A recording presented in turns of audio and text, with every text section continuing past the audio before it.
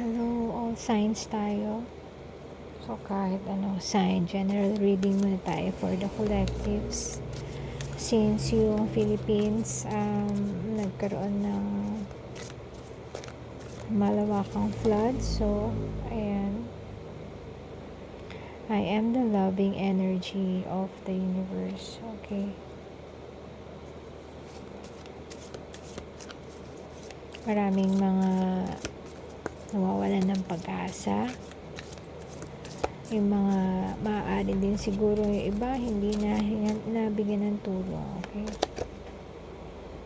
Ayan. Attack, pain, fear, judgment, and any form of separation are merely calls for help. So, pagka nakakaramdam daw kayo ng takot, judgment, or galit, wala nakalagay dito na galit, pero pwede wag mag-atubiling humingi ng tulong. Ayan. Of course, yung mga hindi naman makapagbigay ng mga financial help, pwede naman mag-pray na lang para maging mabuti ang kanilang kalagayan. So, magbigay tayo ng konting tingnan natin anong magandang gabay para ma-support naman tong mga tao para sa kanila itong reading na to. Ace of Pentacles.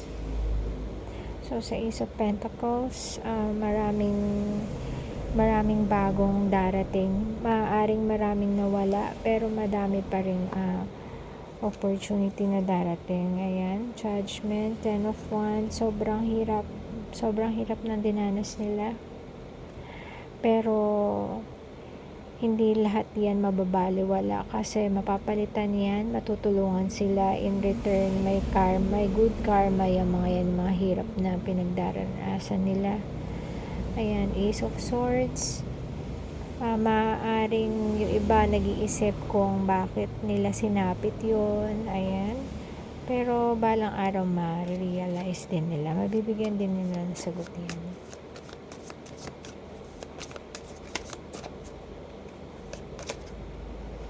Nine of Wands. So, itong Nine of Wands, mga defensive energy to. Marami sa atin mga ayaw natin matulungan, pero eto, Two of Swords, nahihirapan mag-desisyon, maaaring nahihirapan na humingi ng tulong. Ayan. So, marami sa atin na buti kung sarili lang natin ang nagiging ang naaapektuhan, pero hindi marami pa. Meron tayong iba sa atin, may mga anak, may mga magulang na nakadepende. Yun ang mahirap kasi. Six of Wands. So, ito mga hirap na nadaranas to, matatapos din, di ba? Lahat naman. So, magtatagumpay kayo. Kung ano yung mga pinagdaanan nyo, yung sobrang hirap nyo, yung wala kayong tulog, walang ilaw, walang kuryente, ayan, matatapos din yan. Ito, matatapos din. So, clarify natin tong Ace of Pentacles. Yan, Seven of Cups. Ito may mga darating na tulong and marami yan. And then ito, marami pang options. Maaaring halimbawa ikaw ay na-trap dyan sa problema na yan. Huwag kalimutan na marami pang darating na kung work man, inaalala mo baka maalis ka sa work dahil hindi naman. Baka nga dumami pa, diba? Yung mga options pag nalaman nila na yan ang cause ng hindi ka makapag-work ng maayos ng ilang araw. Ayan. So, maaari pang dahil sa pangyayaring ito makaisip ka ng mga bago mong source of income. Ayan, minsan yung mga pagsubok na yan, minsan din tayo nakakapag-isip kung paano tayo makakagawa ng paraan, and then pwede masolusyonan na yan. Nine of Wands, clarified by Six of Swords. Ayan, Six of Swords. Maaaring maraming nawala. Excuse me. Maaaring sa pagiging defensive, maaaring maraming nawala. Maraming may mga gustong matulungan, gustong tumulong, pero yung iba, maprinsipyo, tinanggihan. Pero I think yung panahon ngayon, hindi panahon para maging defensive. Oo, meron tayong maprinsipyo tayong tao, pero alalahanin natin, tao tayo na kailangan natin ng tulong. And then, Knight of Wands, eto, meron mga tutulong, may mga mabubuti pa ring puso na tutulong. Six of Wands, clarify natin yung Six of Wands. Yan, King of Wands. Maaaring sa naranasan mo ngayon na problema, mag-iisip ka ngayon ng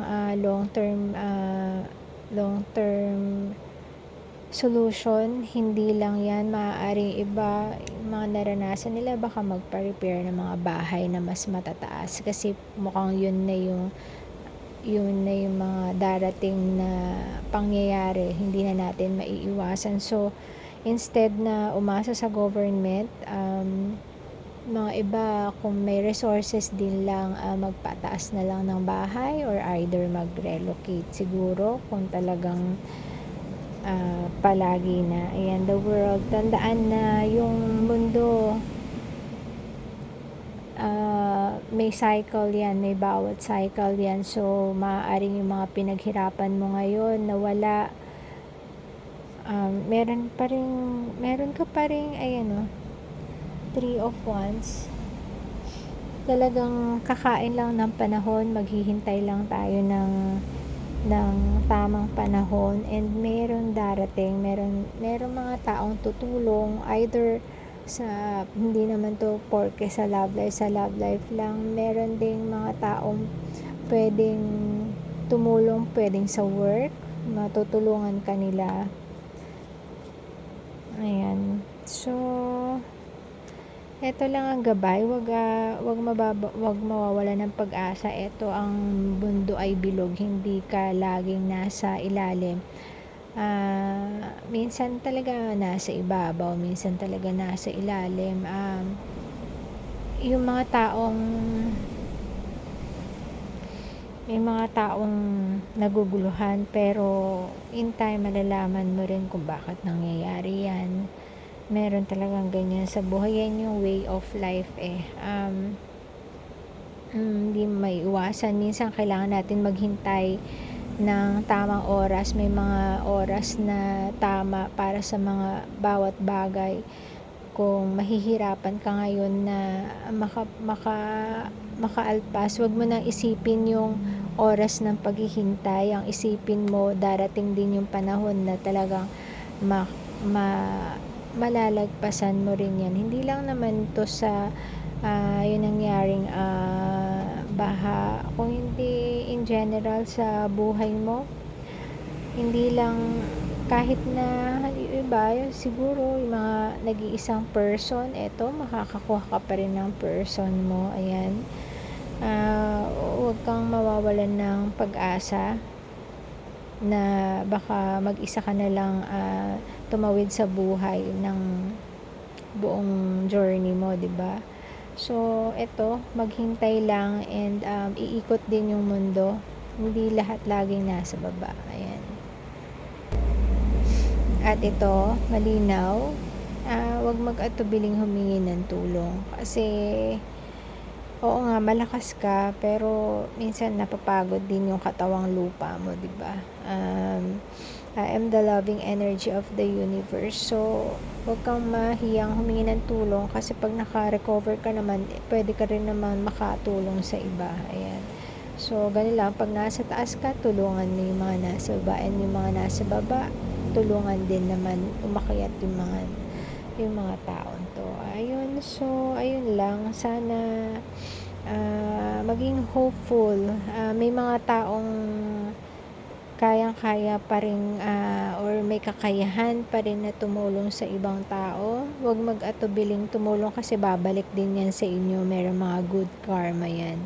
And yung mga hindi naman makatulong, pwede naman natin silang ipagdasal na sana bumuti yung kanilang kalagayan kasi mahirap talaga yung mga sinasapit ng ibang tao ngayon.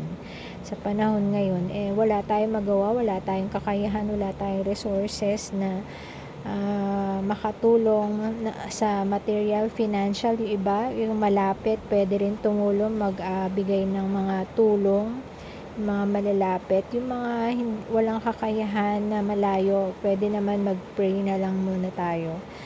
So, ayun po, sana may gabay naman na naitutulong. So, maraming salamat sa pakikinig, and thank you, and God bless sa lahat. Ingat po.